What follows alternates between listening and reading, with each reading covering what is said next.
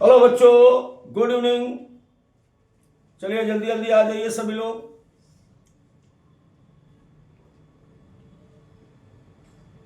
जल्दी से आ जाइए, क्लास स्टार्ट होने जा रही है।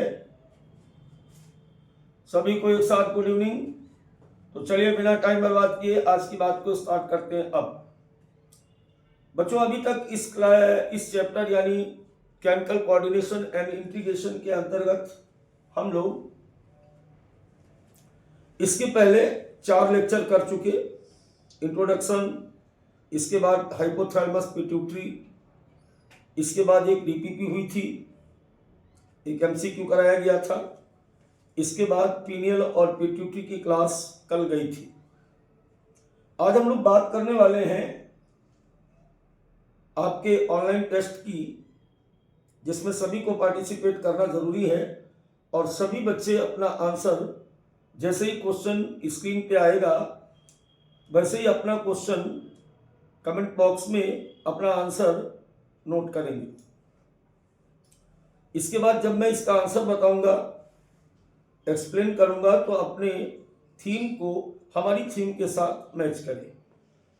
तो चलिए बिना टाइम बर्बाद किए आज की क्लास को स्टार्ट करते हैं। अब तो ये रहा पहला क्वेश्चन आपकी स्क्रीन पे। चलिए, आज पहली बार आपको इंग्लिश के साथ साथ हिंदी भी देखने को मिलेगी। तो पहला क्वेश्चन है, the flap of connective tissue that connect the two loop of thyroid gland is called. Thyroid ग्रंथि के 2 लूप को जोड़ने वाले संयोजी ऊतक के फ्लैप को कहा जाता है। बिल्कुल इजी क्वेश्चन, पहला क्वेश्चन था, बिल्कुल easy question. Infundibulum, islets, isthmus या इंटरकैलेटिक डिस्क। चलिए अपना आंसर करिए, जल्दी से आंसर करें। पूछा यह जा रहा है कि थायराइड ग्रंथि जो कि एच के आकार की होती है, इस तरीके से दोनों लूप राइट और लेफ्ट लूप को जोड़ने वाले पार्ट का नाम बताइए। यानी इस पार्ट का नाम पूछा जा रहा है। सही आंसर है बच्चों इसका इस्थमस। इसे हम कहते हैं isthmus.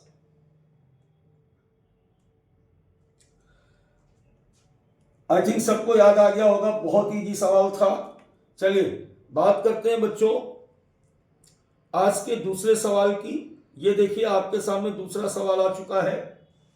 Which element is required for the synthesis of thyroxine. Thyroxine के संश्लेषण के लिए किस तत्व की आवश्यकता होती है। थायरॉक्सिन हार्मोन्स के सीक्रेशन के लिए किस तत्व की आवश्यकता होती है। पहला ऑप्शन है हमारा मैग्नीशियम, दूसरा है आयोडीन, तीसरा है कैल्शियम, चौथा है आयरन। जल्दी से अपना आंसर टाइप करें, कमेंट बॉक्स में बातें नहीं करना ही है। बिल्कुल टेस्ट को हमेशा सीरियस लिया करिए। क्लास में एक बार बातें हो भी जाती कोई दिक्कत नहीं, लेकिन यहाँ पर आपको अपना वेटेज चेक करना बेटा। यहाँ बातें नहीं करनी, बिल्कुल कोई गुड इवनिंग नहीं, कोई राम राम नहीं, सीधी बात, नो बकवास।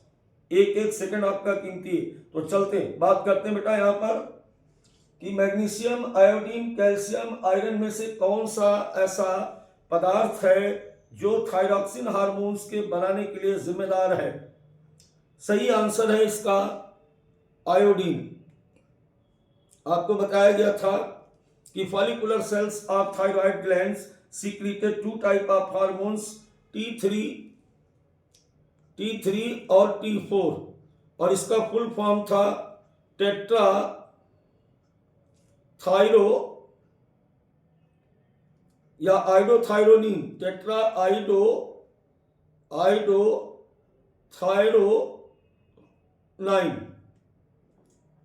बात समझ में आई। तो ये खुद ही कह रहा है कि हमको आयोडीन की जरूरत है सिंथेसिस के लिए। I think my point is clear now. चलिए अगले क्वेश्चन की तरफ बढ़ते हैं, फटाफट वाला। अगला क्वेश्चन आपके सामने रैपिड फायर एक्शन है बेटा। आज क्वेश्चन नंबर 3 की बात करें तो क्वेश्चन नंबर 3 की अगर बात करेंगे तो सामने है thyroxine has an important role in regulating of. Thyroxine निम्नलिखित के विनिमय में महत्वपूर्ण भूमिका निभाता है। Thyroxine has an important role in regulating की जगह कंट्रोल होना चाहिए, नियंत्रण होना चाहिए। थायरॉक्सिन निम्नलिखित के किसके नियंत्रण में महत्वपूर्ण भूमिका निभाता है?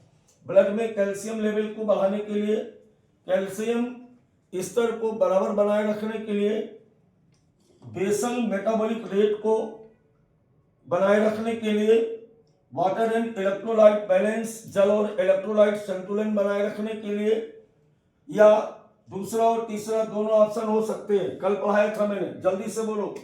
कल ये चीज क्लास में बताई गई थी, थायरॉक्सिन के फंक्शन। जल्दी से बोलिए।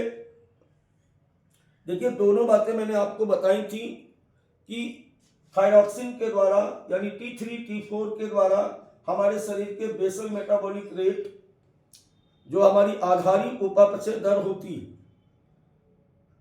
उसको, और साथ ही साथ यह हमारे शरीर में वाटर और इलेक्ट्रोलाइट बैलेंस को नियंत्रित करता है।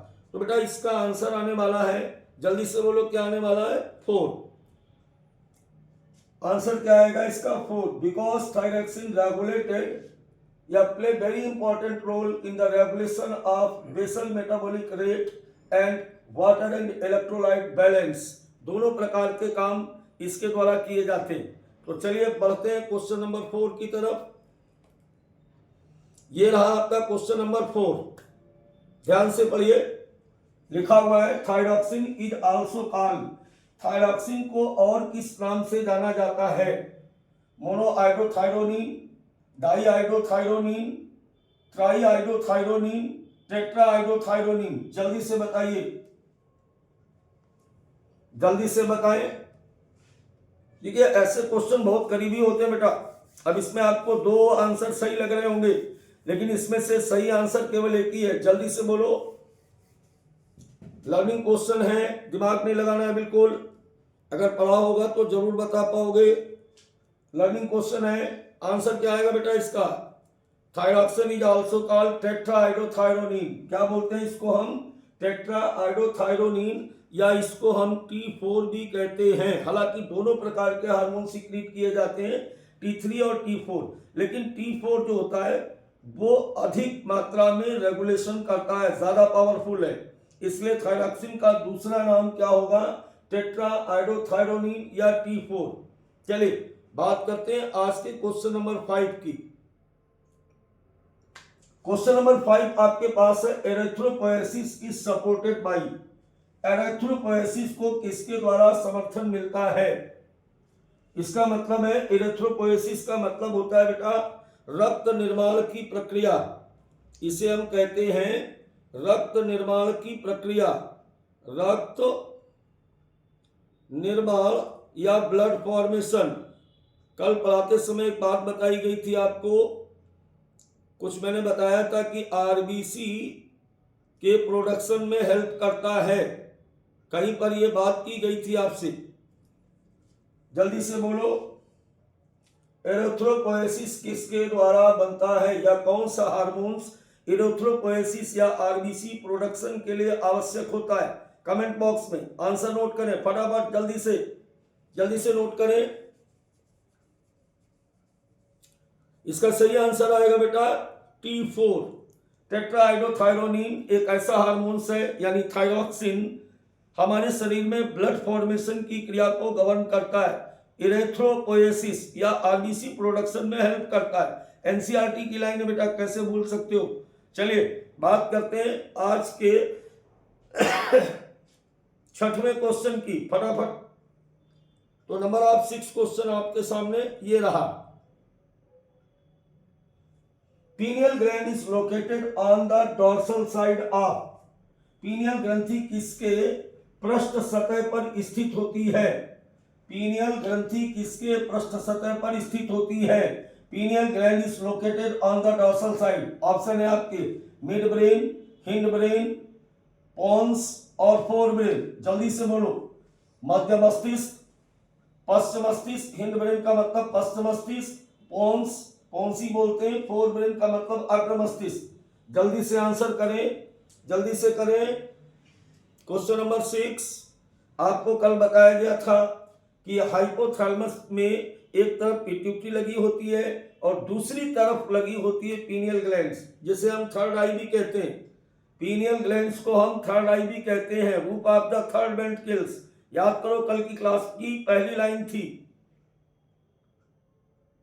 आंसर क्या आएगा? Fore brain.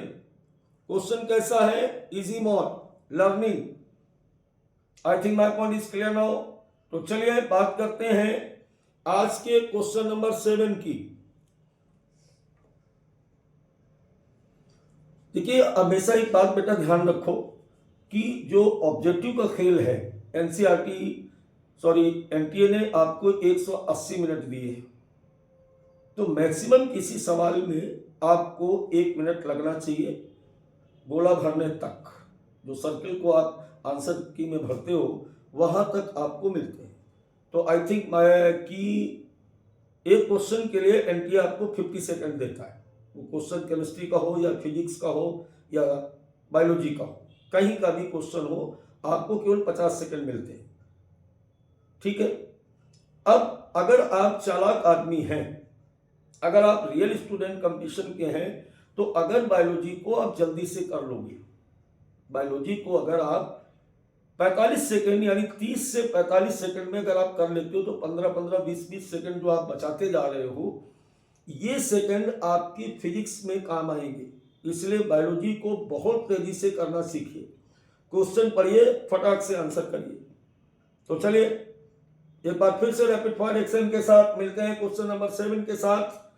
क्वेश्चन नंबर 7 हमारा कह रहा है कि मेलेटोनिन डज नॉट कंट्रोल, इनमें से मेलेटोनिन के द्वारा किसको नियंत्रित नहीं किया जाता है? मेलेटोनिन निम्नलिखित में से किसे नियंत्रित नहीं करता है? ड्यूरनल रिदम ऑफ बॉडी, शरीर की दैनिक लयबद्धता, मेटाबॉलिज्म, उपापचय, गोनेडोट्रोपिक इफेक्ट और पिगमेंटेशन यानी वर्णकता। जल्दी से बताइए, आंसर बताइए। मेलेटोनिन हार्मोन्स पीनियल ग्लैंड से सिक्रीट होता है। इनमें से कौन सी क्रिया मेलेटोनिन की नहीं है? आपको बताना है, जल्दी से बोलो।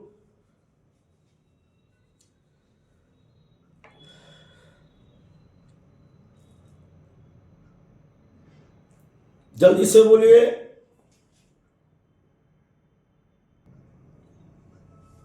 अब चलिए मैं बात करता हूं। देखो, कल बताया गया था कि दैनिक लयबद्धता मेलेटोनिन कंट्रोल करता है, तो ये तो इसको भी नियंत्रित करेगा। दूसरा, मेटाबॉलिज्म को भी रेगुलेट करता है। आप अगर नोट्स बनाए थे कल की क्लास के तो आप देख लीजिए वहां पे। तीसरा था पिगमेंटेशन को भी गवर्न करता है। ये गोनेडोट्रोपिक इफेक्ट जो होता है, गोनेडोट्रोपिन, गोनेड्स कहते हैं जनन अंगों को, टेस्टिस और ओवरी को। तो मेलेटोनिन का इस पर कोई प्रभाव नहीं होता है। हाँ, यहां पर एक चीज जरूर बताई गई थी कि मेंस्ट्रुअल साइकिल को ये अफेक्ट करता है, लेकिन गोनेडोट्रोपिन गोनेड्स को डायरेक्ट अफेक्टेड नहीं करता है। ये पिट्यूटरी का काम था एफएसएच और एलएच निकाल करके गोनेड्स को अफेक्ट करना। तो इसमें से आंसर आने वाला है आपका थर्ड। चलिए बात करते हैं क्वेश्चन नंबर 8 की। क्वेश्चन नंबर 8 हमारे पास है, आराम से पढ़िए। Melatonin delays puberty by opposing the action of, melatonin निम्नलिखित में से किसकी क्रिया का विरोध करके यौवन में देरी करता है? प्यूबर्टी का मतलब होता है आपको बड़े होना, किशोरावस्था में आना, यौवन अवस्था में लाने से रोकता है। पहला, एमएसएच एंड प्रोजेस्टेरॉन, एलएच और एफएसएच को रोक करके, टीएसएच और एमएसएच को रोक करके, और थ्रोम्बिन और रिलैक्सिन नाम के हार्मोन्स को रोक करके। थोड़ा सा क्वेश्चन घुमा हुआ है, आराम से इसका आंसर दीजिए, दिमाग लगाइए। मेलेटोनिन निम्नलिखित में से किस हार्मोन्स का विरोध करके यौवन में देरी करता है? जल्दी से बोलो। यानी किसके विपरीत प्रभाव दिखाएगा? क्वेश्चन का आंसर यह होना चाहिए। देखो, आपको द्वितीयक वृद्धि कौन प्रदान करता? Secondary sexual growth provided by the LH and FSH which is secreted from the thyroid gland. Thyroid से सीक्रेट होते हैं और आ करके टेस्टिस और ओवरी को अफेक्टेड करते हैं। तो अगर टेस्टिस और ओवरी से के प्रभाव को समाप्त कर दिया जाए तो क्या हो जाएगा, यौवन देर से आएगा, आप एडल्ट देर से हो पाएंगे, प्यूबर्टी एज आपकी देर से आ पाएगी, प्यूबर्टी सेक्सुअल कैरेक्टर देर से आ पाएंगे। तो इसका आंसर जो आएगा वो आएगा 2। LH और FSH को क्या करता है, ये मेलेटोनिन इसके अगेंस्ट वर्क करता है, और अगर मेलेटोनिन इसके अगेंस्ट वर्क करेगा तो प्यूबर्टी लेट आएगी। क्लियर हुई बात समझ में आई। चलिए बात करते हैं आज के क्वेश्चन नंबर 9 की। बहुत ही मजेदार सवाल। चलिए, विच of the following is the largest endocrine gland, निम्न में से कौन सी सबसे बड़ी अंतःस्रावी ग्रंथि है। हालांकि ये मैंने पढ़ाया नहीं है आपको, मुझे अच्छे से याद है, ये लाइन मैंने कहीं नहीं बताई आपको पिछली क्लासों में। चलो यहां पर इसीलिए यहां बोला जा रहा है कि सबसे बड़ी ग्रंथि होती है पिट्यूटरी, पैंक्रियास, थायराइड या वृषण। Pituitary, pancreas, thyroid and testis, इनमें से सबसे बड़ी इंडोक्राइन ग्लैंड कौन सी है, जल्दी से बोले, जल्दी से बोले बेटा। थायराइड जो होती है वो सबसे बड़ी इंडोक्राइन ग्लैंड होती है। दे आर एच शेप्ड और स्थमस के द्वारा दोनों लोब आपस में जुड़े होते हैं, ट्रेकिया के दोनों तरफ पाई जाती है। कितनी बार ये बात बताई, लेकिन ये नहीं बताया था मैंने पहले कि लार्जेस्ट ग्लैंड है। चलो आज बता दिया। अब अगर आपको नहीं पता था तो याद रखेंगे, इस बात को लर्न करेंगे। अब हम बात करेंगे क्वेश्चन नंबर 10 की। क्वेश्चन नंबर 10 फिर से थायराइड ग्लैंड से है। Thyroid lobes are present on either side of the, अभी अभी मैंने इसका आंसर भी बताया था कि थायराइड ग्रंथि के जो लूब है, पिंड है, वो किसके दोनों ओर पाए जाते हैं, ऑसोफेगस या ग्रासनली, फेरिंक्स या ग्रसनी, ब्रोंकाई या श्वसनिका, ट्रेकिया या श्वासनली। जल्दी से बोले, आंसर करें कमेंट बॉक्स में फटाफट, 20 सेकंड के अंदर आंसर करना है आपको, जल्दी से करें।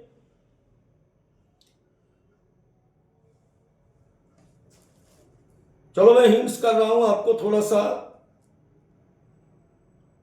इस तरीके से ये बनी थी और इसके दोनों तरफ ये एच के आकार की ऐसे ये ग्लैंड पाई जाती है। जल्दी से बोलो, और वो था ट्रेकिया। इसका आंसर है बेटा 4, क्योंकि इस ट्रेकिया के दोनों तरफ ये राइट लूप और ये लेफ्ट लूप, बीच में स्थमस इस तरीके से स्थित होता है। तो अब तक हम लगभग आधी क्लास कर चुके हैं और मैं सोचता हूं कि आपको मजा आ रहा होगा क्वेश्चन करने में। तो चलिए आगे बढ़ते हैं। टॉपिक थोड़ा सा लेवल अप किया जाएगा।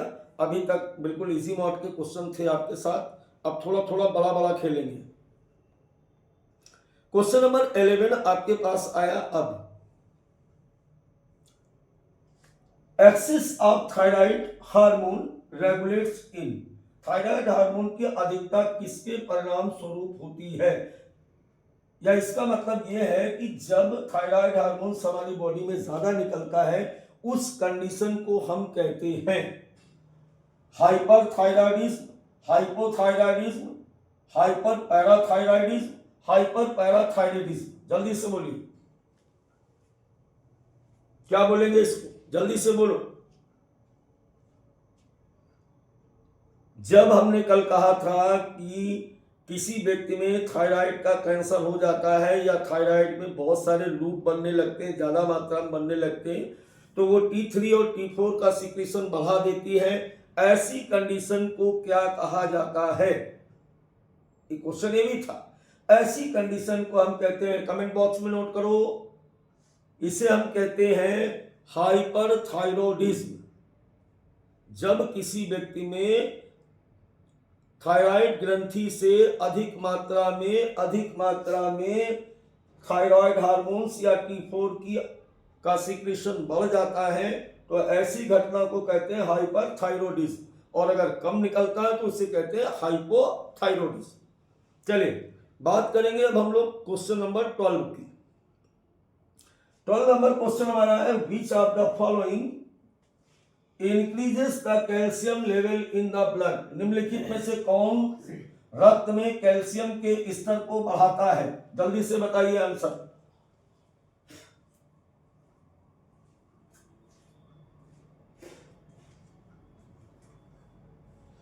निम्नलिखित में से कौन रक्त में कैल्शियम के स्तर को बढ़ाता है? जल्दी से बोलिए। पैराथार्मोन्स। हालांकि ये क्वेश्चन भी नहीं कराया गया था, तो इसका आंसर है पैराथार्मोन्स, और आप इसको लर्न कर लीजिए। पैराथार्मोन्स पैराथायराइड ग्लैंड से निकलता है और इस हार्मोन्स के द्वारा हमारे शरीर में कैल्शियम के स्तर को बढ़ाया जाता है। चलिए अब हम लोग बात करेंगे क्वेश्चन नंबर 13 की। Which of the following hormones is known as calorigenic effect? Which hormones of the following is known to have calorigenic effect? निम्नलिखित में से किस हार्मोन्स का कैलोरीजेनिक प्रभाव होता है, यानी ऊर्जा उत्पादन में सहायक होता है? ऐसा कौन सा हार्मोन्स है जो हमारे शरीर में ऊर्जा उत्पादन को बढ़ाता है? जल्दी से बोलिए। Question number 13। देखिए, बीएमआर को जो रेगुलेट करेगा, जो बेसल मेटाबॉलिक रेट को, जो आधारी उपापचयी दर को उस्काएगा, वही कैलोरीजेनिक इफेक्ट दिखाएगा। आंसर करो। T3 and T4। इसका आंसर आएगा बेटा T3 एंड T4। इनका काम क्या होता है? बीएमआर को रेगुलेट करना, अर्थात ये कैलोरीजेनिक इफेक्ट को शो करते हैं। तो चलिए बात करेंगे क्वेश्चन नंबर 14 की। आज टाइम बर्बाद नहीं करना, बिल्कुल फटाफट चलो। विच of the following hormone regulate calcium balance in body? निम्नलिखित में से कौन सा हार्मोन कैल्शियम शरीर में कैल्शियम संतुलन को नियंत्रित करता है? जल्दी से बोलिए। कल बताया था मैंने, जल्दी से बोलिए। कैल्शियम के संतुलन को नियंत्रित करता है कैल्सिटोनिन और पैराथार्मोन्स दोनों, यानी पहला और दूसरा दोनों ऑप्शन होगा। इसका आंसर क्या आएगा? 4। इसको हम बोलते हैं थायरोकैल्सिटोनिन, ये भी कैल्शियम की मात्रा को बैलेंस करता है बॉडी में, और दूसरा होता है पैराथार्मोन्स। दोनों मिल करके हमारे शरीर में कैल्शियम की मात्रा को, ब्लड में कैल्शियम की मात्रा को क्या करते हैं? बैलेंस करते हैं, रेगुलेट करते हैं। तो एक शानदार क्वेश्चन, जल्दी से आप याद करिए। चलिए अब हम लोग बात करेंगे क्वेश्चन नंबर 15 के। डरिएगा मत, थोड़ी लैंग्वेज ज्यादा दिख रही इसमें, लेकिन डरने की जरूरत नहीं है, आराम से पढ़िए। जो हमने सरल क्वेश्चन में जल्दी की, तो थोड़ा लेंदी क्वेश्चन आ जाए तो उसमें थोड़ा सा हम टाइम देंगे उसको। लिखा हुआ which of the following is are correct statement about the non iodinized hormone secreted by the thyroid gland? Thyroid ग्रंथ के द्वारा स्रावित गैर आयोडीन युक्त हार्मोन के बारे में निम्नलिखित में से कौन सा कथन सही है? It is secreted by parafollicular cells, ये पैराफॉलिकुलर कोशिकाओं द्वारा स्रावित होता है। It is secreted in response to hypercalcemia, ये हाइपरकैल्सीमिया के जवाब में स्रावित होता है। It is antagonistic to PTH, ये पीटीएच के प्रतिरक्षी विरोधी होता है। ऑल ऑफ दिस, उपरोक्त सभी। जल्दी से बोलिए, जल्दी से आंसर करें। देखो बेटा, इसका जो आंसर है, अगर आप नहीं दे पा रहे, कोई घबराने की जरूरत नहीं, ऐसे ही क्वेश्चंस धीरे धीरे लेवल बढ़ाया जाएगा। इसका वैसे तो आंसर इसका आएगा 4। अब क्यों आएगा 4 ये सुन। ये क्या कह रहा है? थायराइड ग्रंथि द्वारा स्रावित गैर आयोनाइडाइज्ड हार्मोन्स। देखो, थायराइड ग्लैंड के द्वारा एक तो निकाला गया T3 और निकाला गया T4, और इनमें आयोडीन प्रेजेंस होती, इनमें आयोडीन प्रेजेंस होती। दूसरा जो निकाला गया वो था TCT।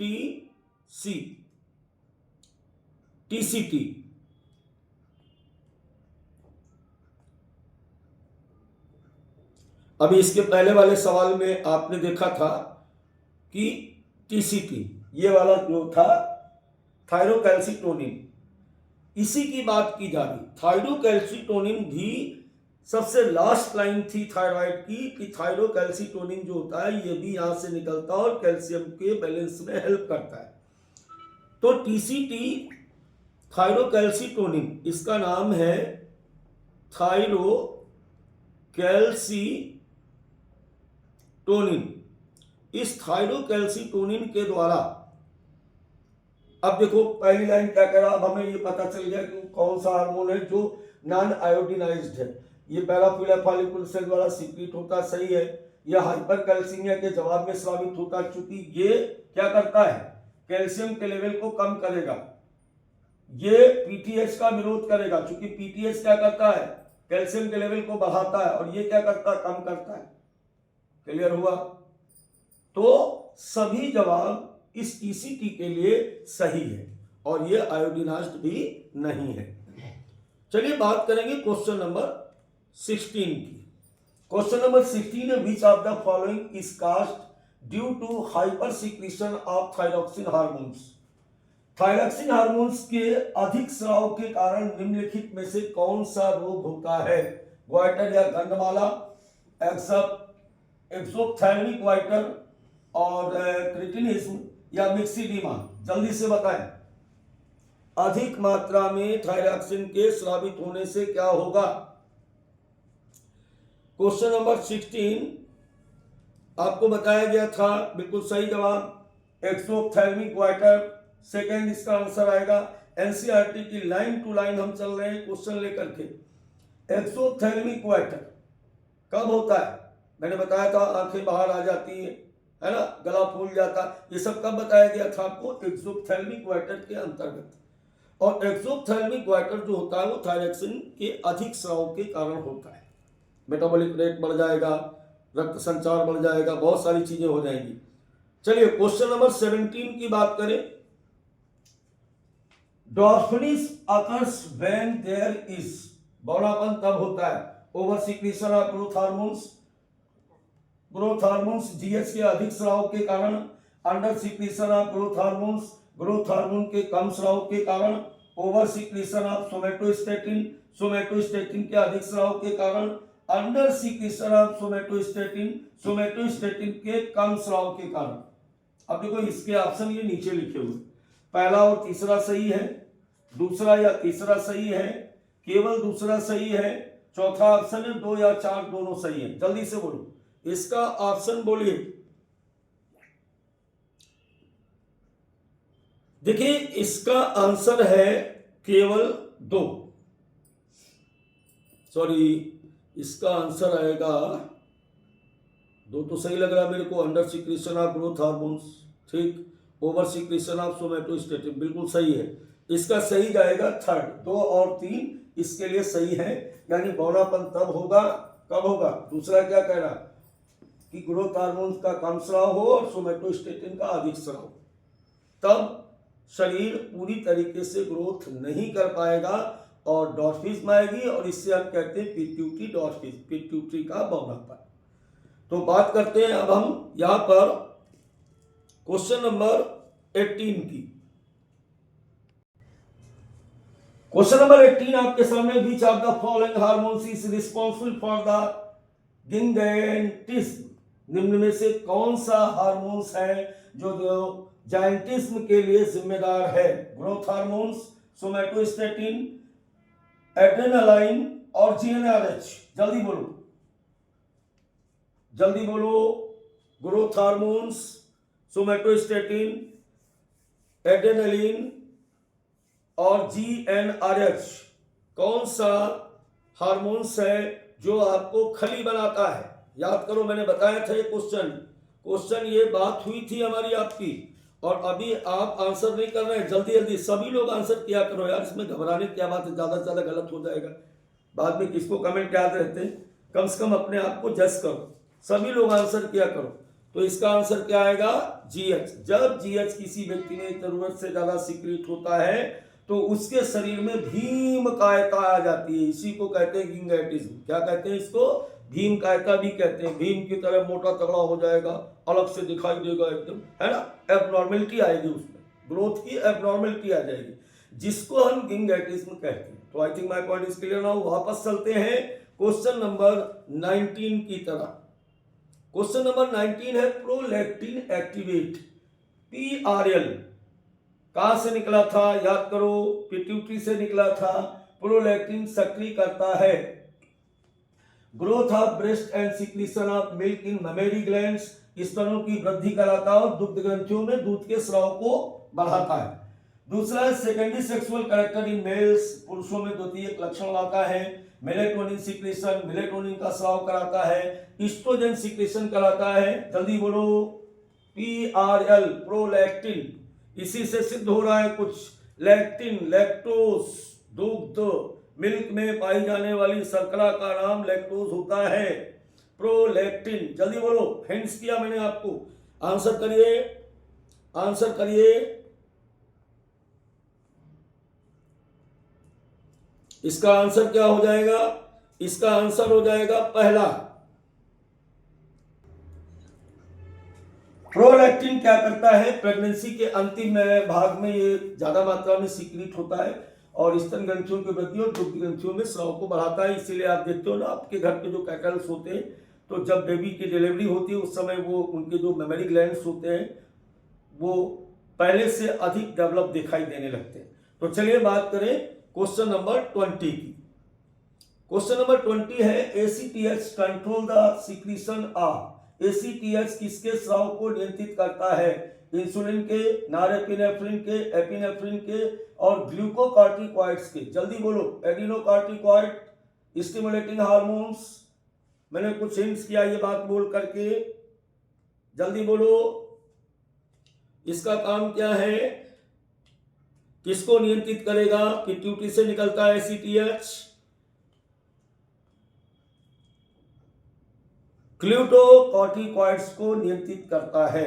अगर आप ये सोच रहे हैं कि क्लास बंद हो गई, 20 क्वेश्चन हो गए, तो आप बहुत गलत सोच रहे हैं। अभी क्लास आगे चलेगी, क्वेश्चन की संख्या धीरे धीरे बढ़ाई जाएगी। तो आइए अब हम बात करेंगे क्वेश्चन नंबर 21 की। थोड़ा देखो, 2025 का जो पेपर आया था ऐसे ही लेंथी क्वेश्चन उसमें आए थे। तो चलिए, P is a small round reddish structure located on the dorsal side of the forebrain which contains a stalk and release a hormone Q which control diurnal rhythm of the body. P अग्र मस्तिष्क के ऊपरी भाग पर स्थित एक छोटा लाल गोल संरचना है। इसमें एक डंठल होता है और यह हार्मोन क्यू का स्राव करता है जो शरीर की दैनिक लयबद्धता को नियंत्रित करता है। तो P और Q क्या है? जल्दी से बोलिए, जल्दी से बोलिए, P और Q क्या है? आंसर खुद पढ़िए, ऑप्शन जल्दी करिए।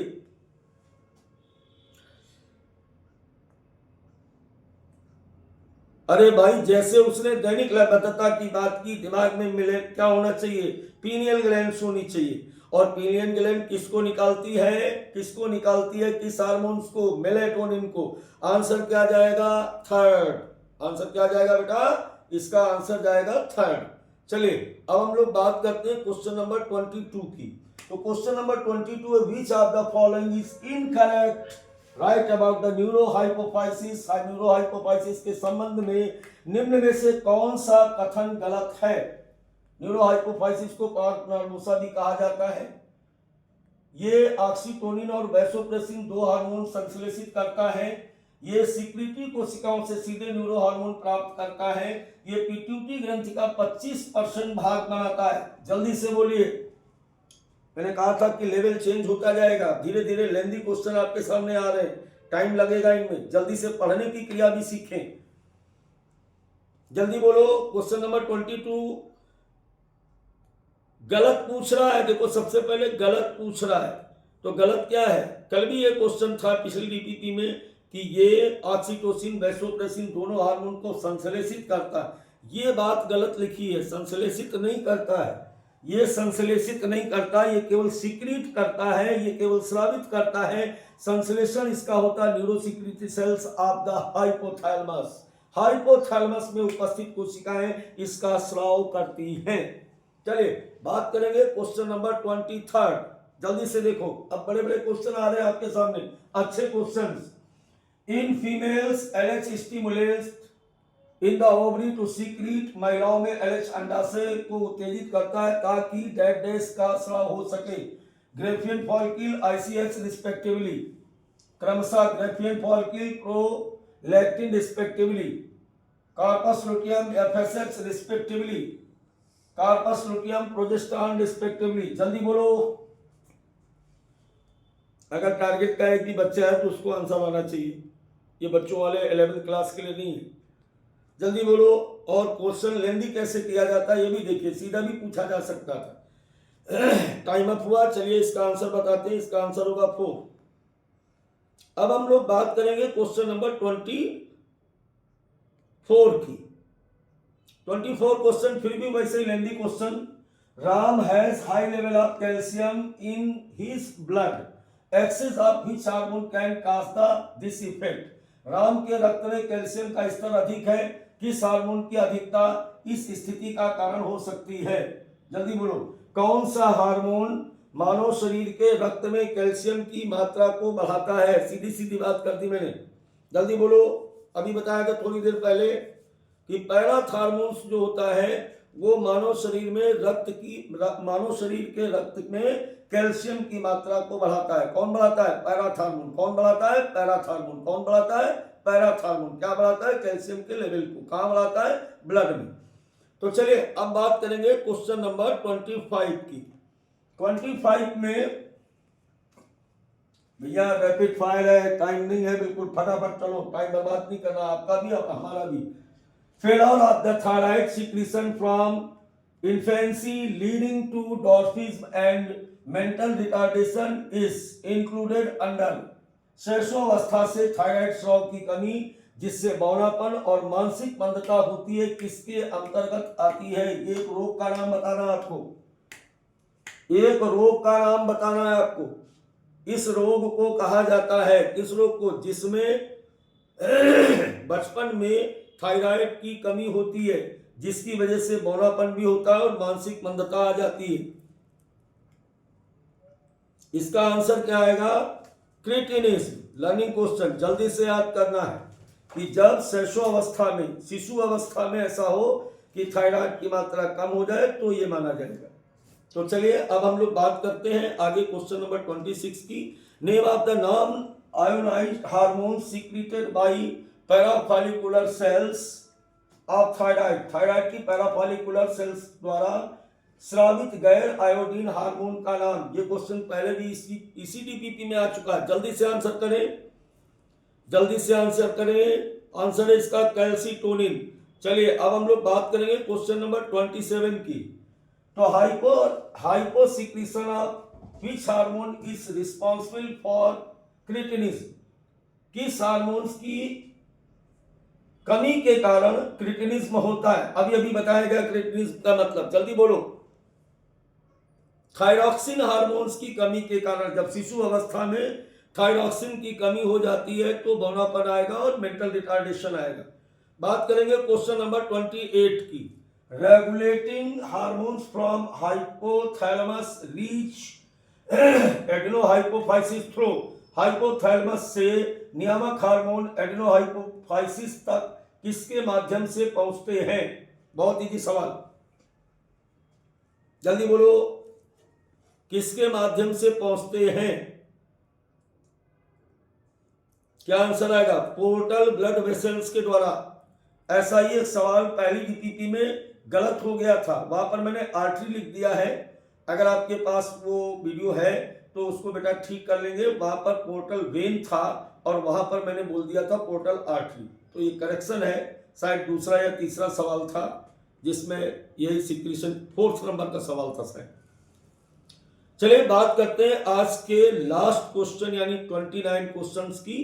तो 29 क्वेश्चन हमारा है आज का आखिरी question. Luteinising hormones LH in female, महिलाओं में ल्यूटिनाइजिंग हार्मोन्स करता है, द्वितीयक यौन विशेषताओं के प्रकट होने में सहायक होता है, अंडाशय को एस्ट्रोडियोल स्रावित करने के लिए उत्तेजित करता है, अंडाशय से अंडाणु के निष्कासन में सहायता करता है, रक्तचाप को नियंत्रित करता है। जल्दी से बोलिए। LH ल्यूटिनाइजिंग हार्मोन्स, नाम ही कह रहा है ल्यूटिनाइजिंग हार्मोन्स LH। जल्दी बोलिए। Help in release of the ovum from the ovary, इसीलिए इसका नाम ओव्यूलेटरी हार्मोन्स भी है। तो मजा आया होगा, हम आशा करते हैं। आज मैंने बहुत तेजी के साथ और अच्छे क्वेश्चन कराने का प्रयास किया है। जुड़े रहिए और भी लोगों को अपने साथ जोड़िए और क्लास को लाइक जरूर क्या करें, इससे हमारा मनोबल बढ़ता है, हम आपके साथ जुड़े हुए। तो थैंक यू बच्चों, फिर मिलते हैं एक नई क्लास के साथ। तब तक के लिए बाय बाय, गुड नाइट।